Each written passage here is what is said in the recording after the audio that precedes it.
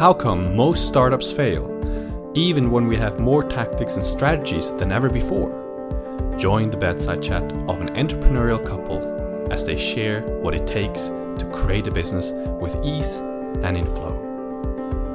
Hey there, welcome to the 12th episode of the Biz in Flow Bedside Chat. I'm Natasha And I'm Jachym. Welcome back. My goodness, almost approaching week 2 now, hey? Yeah. Oh. Lots to do, really. We are in the main phase of implementation, setting everything up. And it's quite a bit of work setting up the website, writing all the content for the website, linking up stuff, doing lots of tech things that don't work right away, spending time with support. It's kind of our days. Yeah, but it's funny. I want to share something really personal, which is in the last 2 nights. I don't know, it's because we record this podcast right before going to sleep, but I've been dreaming about work. 2 nights ago, weren't we talking about Instagram and how we do it? And I had a full night of sleep just dreaming of the same thing that I talked about on the podcast. I was dreaming about how to schedule our Instagram posts. And then yesterday, I had another dream where I was talking to some guy. I don't know if it was about strategy, but sometimes I wish that I would just stop working in my dream, but I'm not sure if that's something I can control. Yeah. So what did you learn today? I learned that it's very easy to have an emotional meltdown again. Tell me more.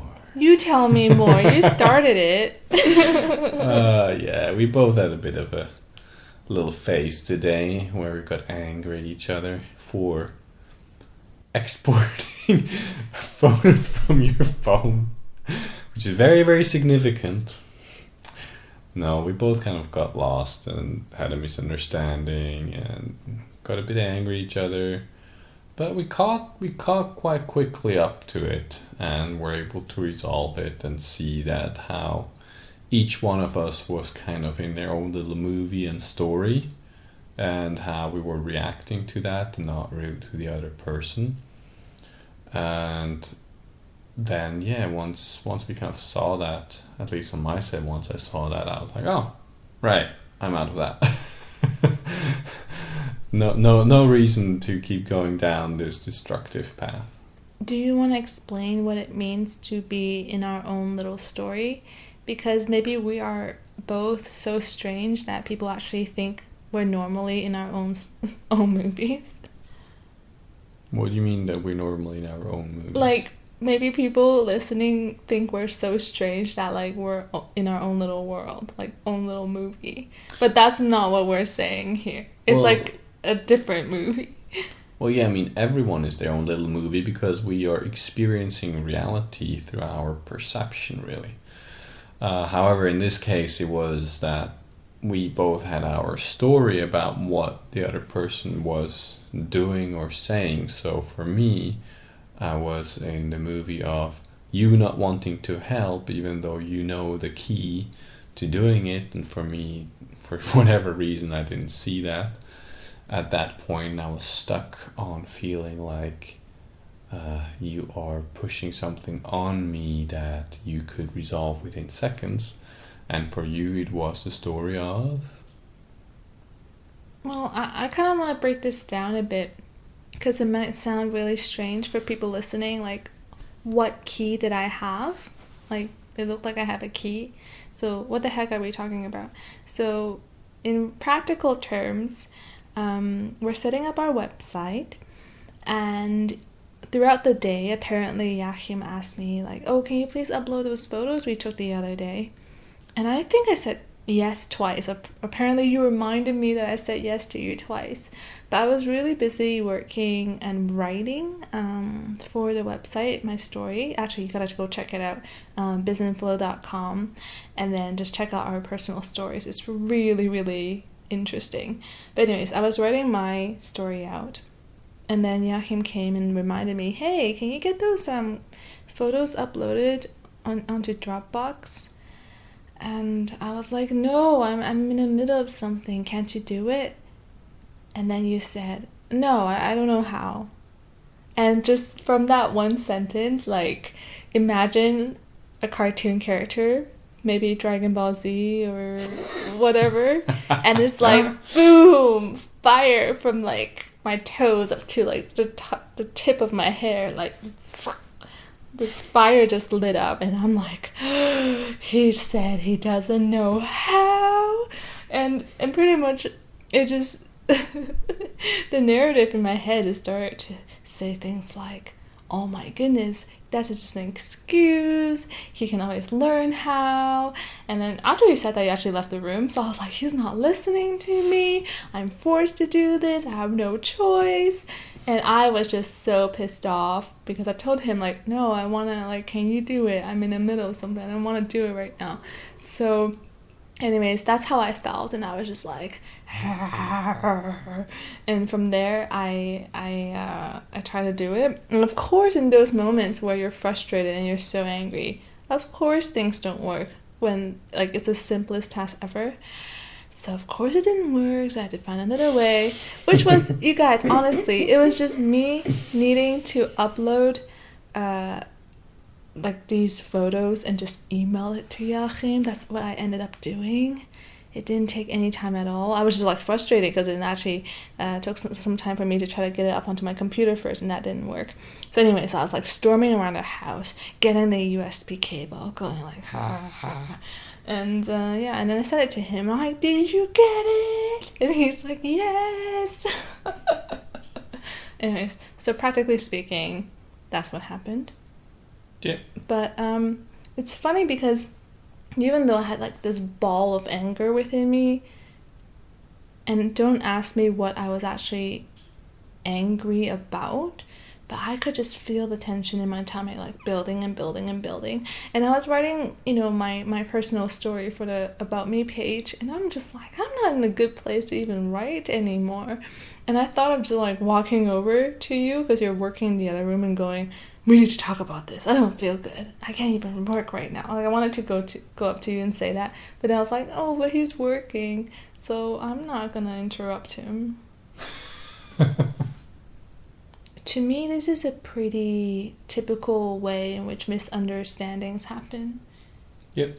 And I'm sure that, yes, we are, you know, partners in life, we're a couple, but even within the workplace, sometimes there's this sense of, okay, this isn't within my role, or this is not my responsibility, and then, you know, pushing something on someone else, and then expectations, and not meeting them, and all these type of things, even between clients too, right? That's one of the reasons why we have our contracts, but we also have expectations of, you know, what we need to deliver, and what we agree with, and how we individually understand things. So how do you see this playing out, I guess, in a business setting? Not just in this particular, you know, event where we misunderstood each other and got really emotional, but how do you think that, you know, the way we solved it, how does that help other people? And what kind of situation could someone else find themselves in that's similar to this? Pretty much every other situation where you're getting emotional, because we always think that we are reacting to the other person's behavior, the other person, whatever she's doing, but actually we are reacting to what's going on within us. And that's invisible usually, and we always blame the outside. And recognizing again what's going on within you helps you to claim your power back and then react to a person in another way. So for example, in our case, I felt at certain points like you were pushing me in a certain direction of having to do something that obviously would be much easier for you to do, and me believing that story that you're pushing me and I don't have a choice and I have to fight back in a way, That's what I'm reacting to. It doesn't matter whether actually you would try to push me towards something or not, because you always have a choice. You always have a choice to step back, to step out of the situation, to say no, whatever it is. No one can really force you, besides the law, into a certain action. You always have the potential to step up and stand your ground for what is right for you in that moment.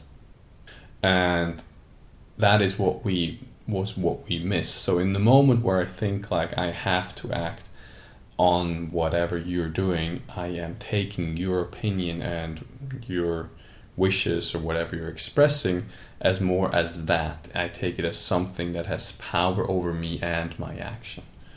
And so that, I think, is playing out in all kinds of situations in business where we get in conflict with other people and we think it's the other person. Mm-hmm.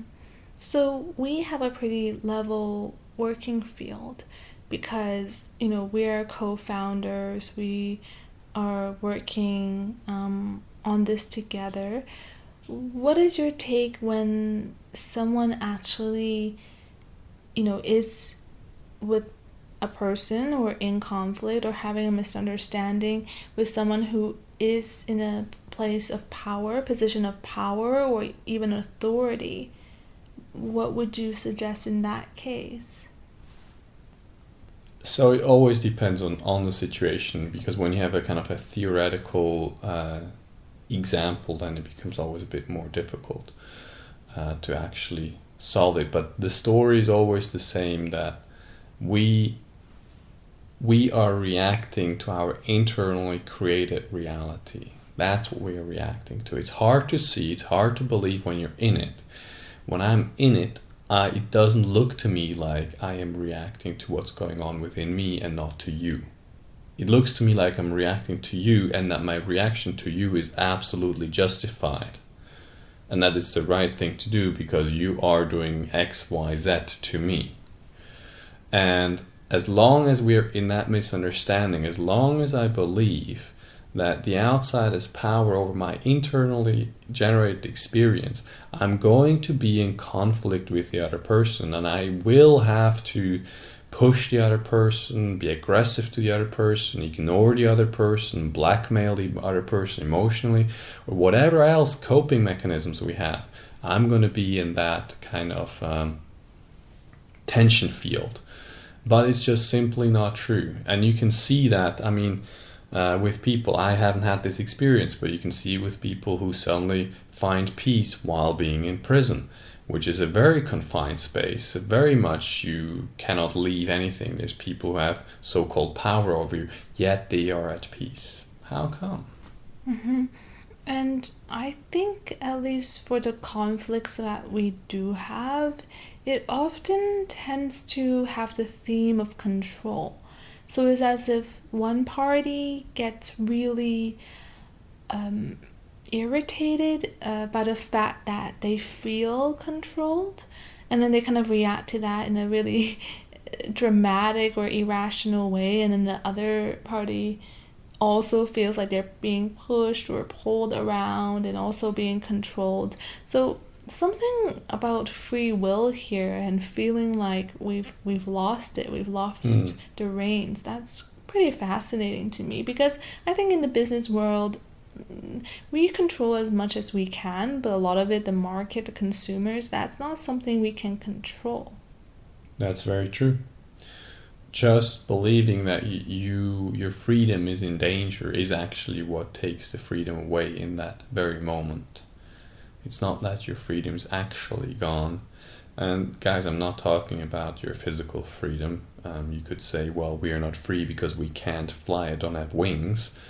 And that could be true, but that's not what we're talking about, that your physical freedom is gone in some way, shape, or form, but your psychological freedom, your sense of freedom within. And something really fascinating that I also notice is that when you're emotional, you're triggered and you feel like you say, like your freedom has been taken away. It's a huge problem for work.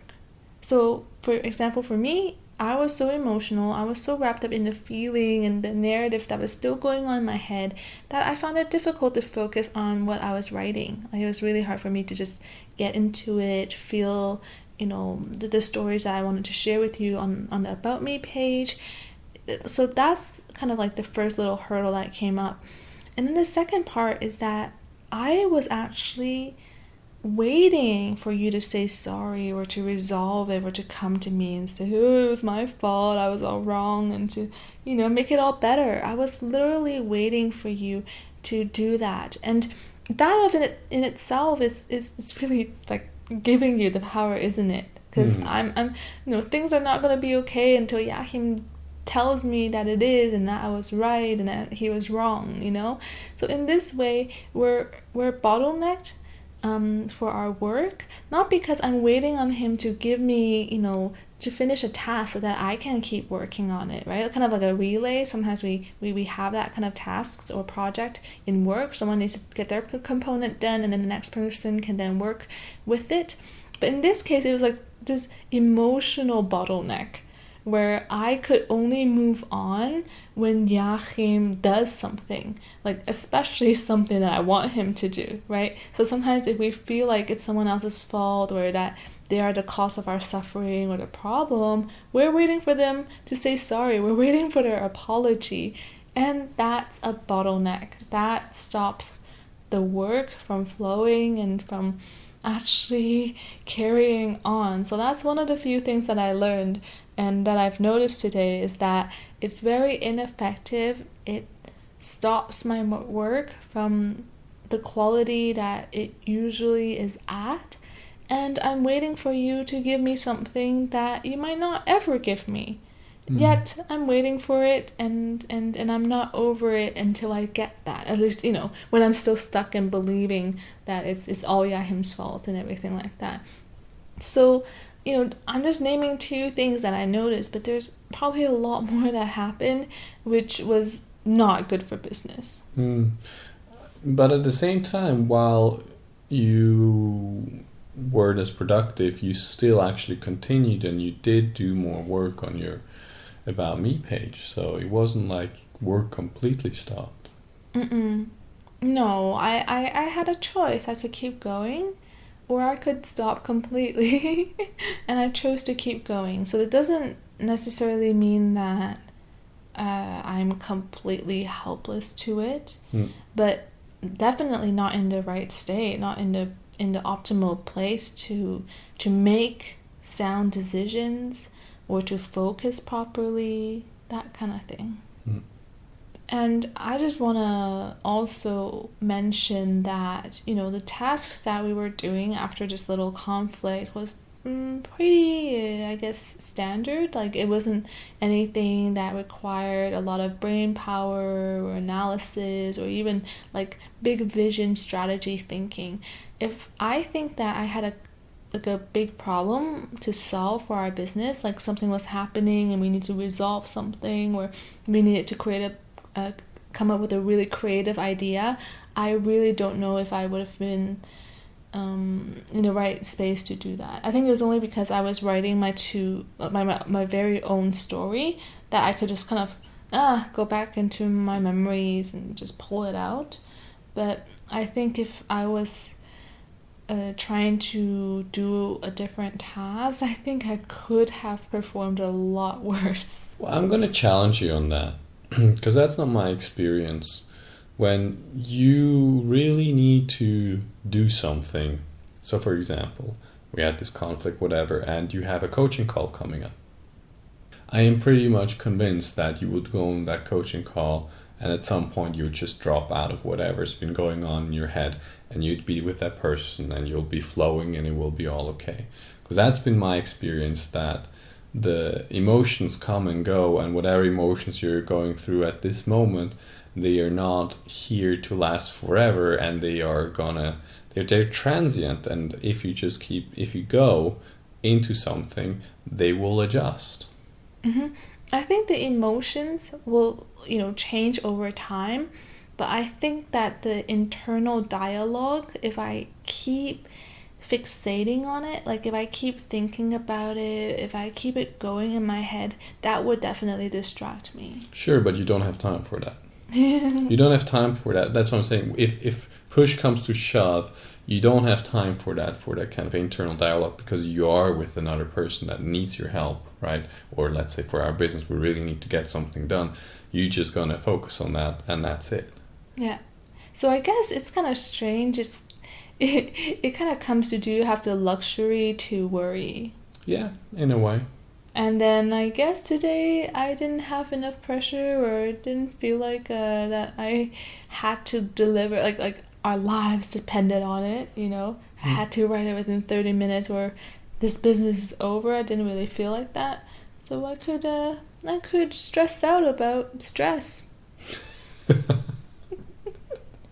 No, but really, what I want to share with you all today is that Jachym and I really resolved it quite quickly. Mm-hmm. Like, we didn't, sulk at one another all day long. We didn't, throw hatred or, all these mean things that sometimes we do when we hold resentment towards another person. We didn't let it drag on for very long. Yeah, I mean, I've become quite attuned to the feelings of going down in a more negative path towards anger or something like that. And when I go down that path, I notice it much more quickly nowadays. And it just doesn't feel nice towards myself in the very first place. And I'm unwilling to go down that rabbit hole for a long time, because in the end it's just going to be more hurtful. And violence is violence. It doesn't matter whether it's subtle or not. It still comes with the same energy behind it.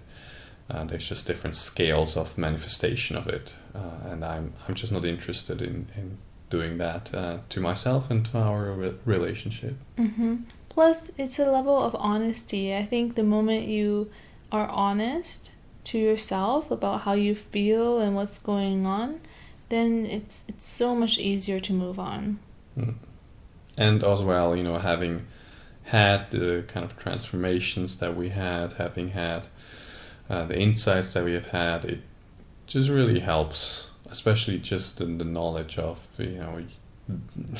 as soon as you go onto the outside, blaming the outside, you basically are starting to go into victimhood, where you put yourself at the mercy of your circumstance or at other people. And yeah, not a fun game. No. And sometimes it's really not that easy or not that comfortable to drop that ego, right? Because it's very ego-driven, waiting for someone to kind of like bow down to you, be like, yes, you were right, I was 100% wrong. Like, that's very egocentric.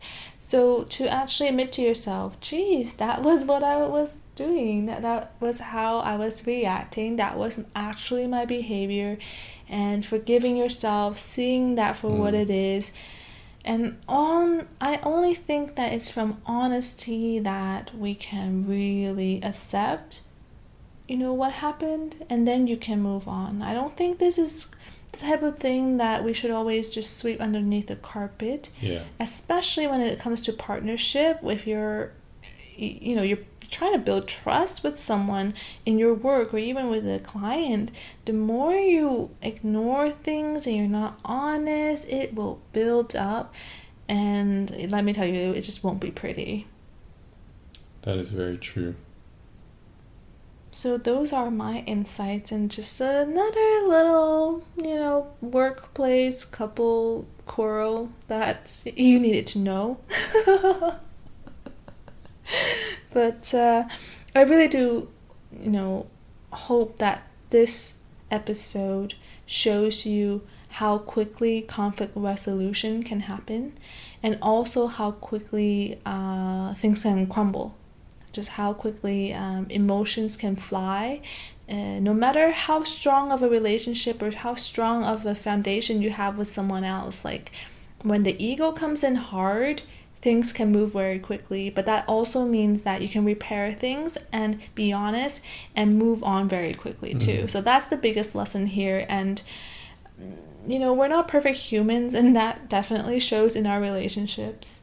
Yeah, and what you said about the ego, I want to add there something. That's the ego thrives on being right, wanting to be right, and part of what needs to happen, at least for me, is to realize that was just my perspective and my experience in that moment, but that doesn't mean that's the truth. It is not the truth. It's just my perspective and experience. It is not reality.